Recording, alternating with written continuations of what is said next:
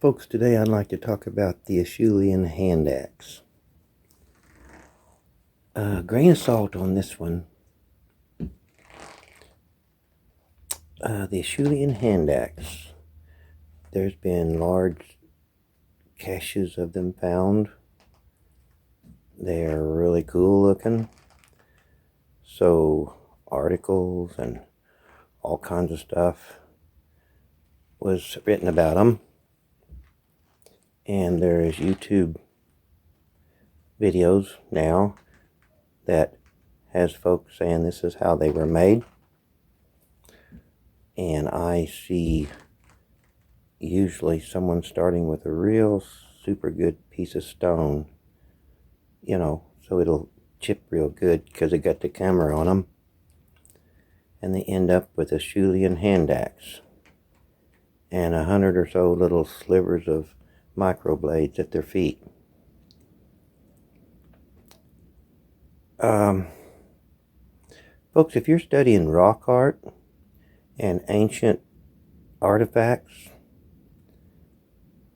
and the uniface tool method, which is many thousands of years older than what we normally see in the last 4,000 or 5,000 years, well, if you're doing that, you sort of have to think different. And some of these Acheulean hand axe displays that they've shown, many of them actually, have a little flat spot at the bottom of it. And in one YouTube, one person said, well, I don't know what that is. Well, with the uniface tool method, the preform of the Acheulean hand axe is split from another stone. All of these stones right here, they came from a larger stone. And I've been studying the method of how they did it, what strikes was made. And I've made videos about my speculation, and I haven't deviated from those thoughts much. But it's like, what I'm saying is, this is the shape, like a preform. Here's a preform. Here's some preform, I've heard them called turtles. One of the things I think about this village, or whatever that I'm finding stones in, is that they had a lot of trade going on. Those little turtle things, some are made into blades already, mostly sharp edges. So an Acheulean hand axe had to start out as a preform before they napped the sides and all. And I guess that's what I'm trying to say, is the pear shape of that pattern can make many tools. It can make the little hand axe thing that they got, little or big, but the shape itself. Well, here's one that's a blade. That's a knife blade. Held really comfortable. And so it's this one. The blade is right there. It's held like that. So they don't have to be turned into an Acheulean hand axe. It's the pattern itself that can be turned into several different tools. I hope I don't know. Bye for now. Folks, I've got different grit of sandpaper in my toolbox. And I've got some super fine grit polishing cloths.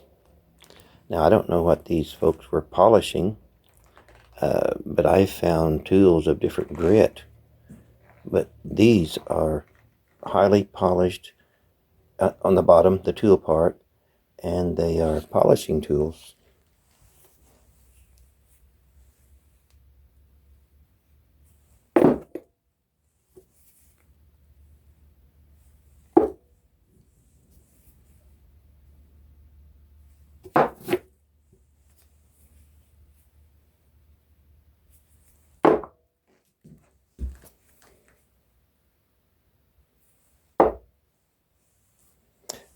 And they're held comfortably.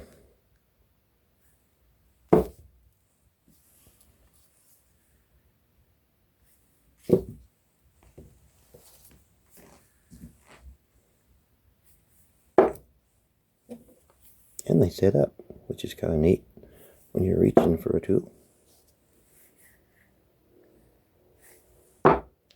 This one is in the shape of an elephant's foot,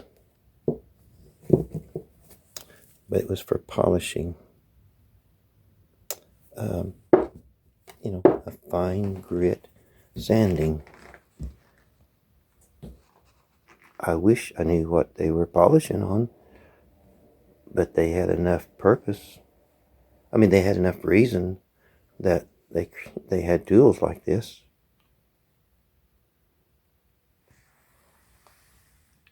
There's my buffalo. Bison.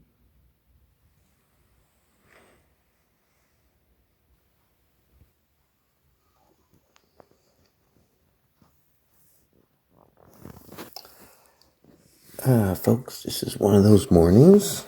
I'm feeling good. And I feel an emotional thing coming on. And I'm going to play with it, go with it, whatever. It takes me a little bit to get worked up. So I'll use these few moments wisely. In the last video, I talked about the little triangle shape that comes from when a core is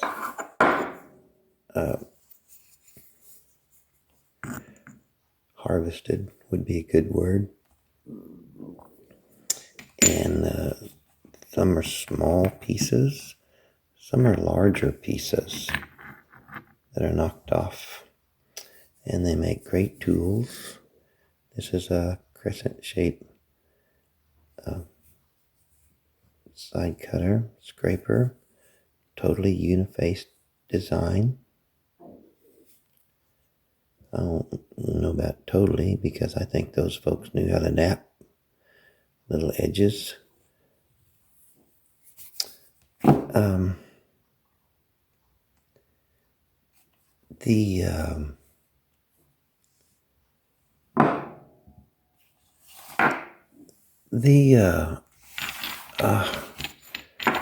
Anyway, this is an example of one of those slices, and it is a crescent shaped side scraper.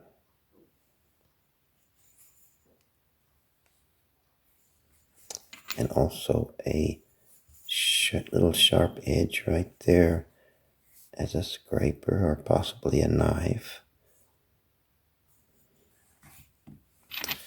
This one is another one that is very similar in design. And it is also a sort of a scraper here, cutting edge, and there.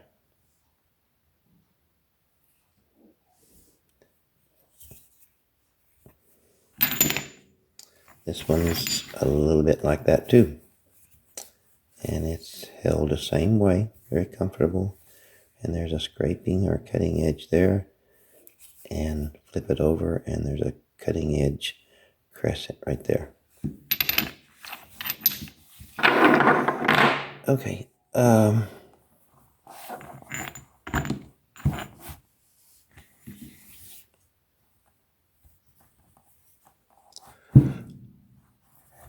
Sit up there, bear. Give me strength to do this little, oh my, what would I call this?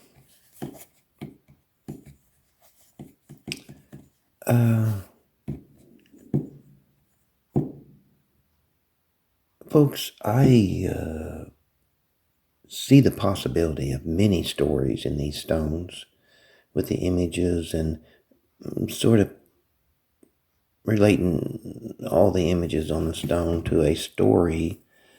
I don't know how to explain this, but some of you may be familiar with the, I think it's called Myers-Briggs 16 personality study that they did. And I think they've done it really, really well. But they didn't invent it. 15,000 years ago, this was still what the population was, different personality types. And I feel like this study of us rockhounds into the art on the rocks, we're looking at a particular personality of their product. We're looking at the product of what they created. Because everyone in the village wasn't that. Some were great fishermen, some were great hunters. Some didn't give a diddle about carving on stone. But they were aware of it, of course. But what I'm saying is that it seems like when studying the art on stones, we're really looking into the personality, the soul, whatever, of the person that made it and their particular character's personality style. Now, I can only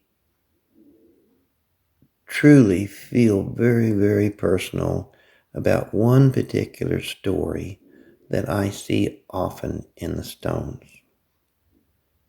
And I would like to continue to use the word I in this little whatever I'm doing.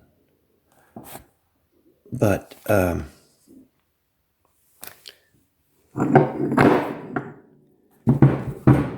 think that one needs to be moved. This is an example of what I'm trying to say. This is a thunderbird. And it's got a horse on its chest too. But right there is a snake attached to its wing. And a lot of times in this thunderbird and snake battle, there's a mountain sort of hinted at. Now this is a thunderbird that has attached to the snake behind the head, and the snake is right there, and it's attached itself to the wing of the thunderbird. Now, these are not life and death battles that they're going through. That's what I see in the stone. They're just a battle. Okay, I'm trying to keep it personal, Ray. I had my own demons to battle. Within me was the thunderbird and the snake, constantly at battle, until I found a balance.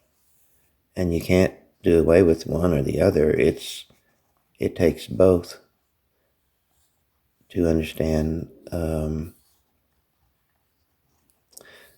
I could not recognize heaven until I had experienced hell.